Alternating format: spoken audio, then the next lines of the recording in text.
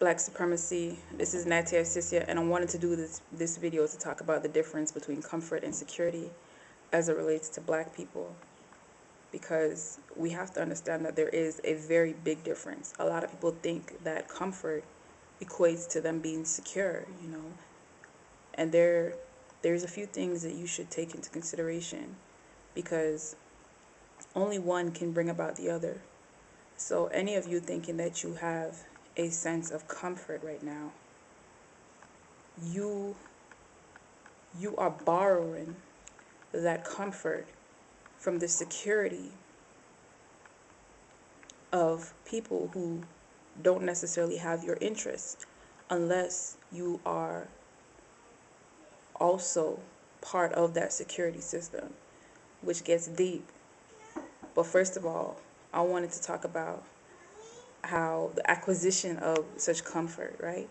Because in one sense, you can purchase comfort. You can purchase all different types of comforts, um, different types of luxuries and things that make you feel good and make you feel secure, when security is is not really a feeling. Security is something that is implemented. Security is something that is maintained.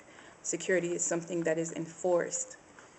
Security must be sustained. Se- Comfort comes and goes. You can be comfort with something that you bought to make you comfort one day, and the next day you're no longer feeling the same sense of comfort with this thing. You're not pleased with it anymore. It doesn't make you feel relaxed. It doesn't please you at all. On the other hand, security security is something that can bring about comfort for those who are on the receiving end of such security. And in that sense, the whole purpose of security is to maintain the survival and the interests of those people who wish to secure them. And in this instance, it gets very, very tricky with a lot of people who want to include other nations and other races into black nationalism, into black nationalism. If you look around, people want to include uh, Mexicans, Hispanics, Arabs, other nations. When you're dealing with security, you have to keep remembering there's a difference between being secure and being comfortable. A lot of people are comfortable with other nations and other races being being in our cultural affairs, right? Being in our internal politics.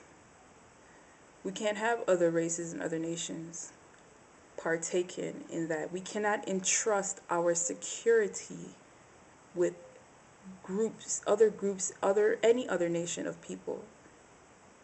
It's a fact, and it's very, very vital, very important, especially in the state that we are in right now.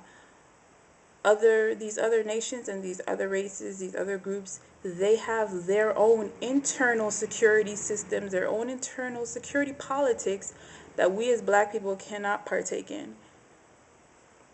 And it would damn near be foolish for us to even begin to even embark on that without just plain coming out as a black supremacist, as black rulership over these other people. In many cases, we cannot even go to other black neighborhoods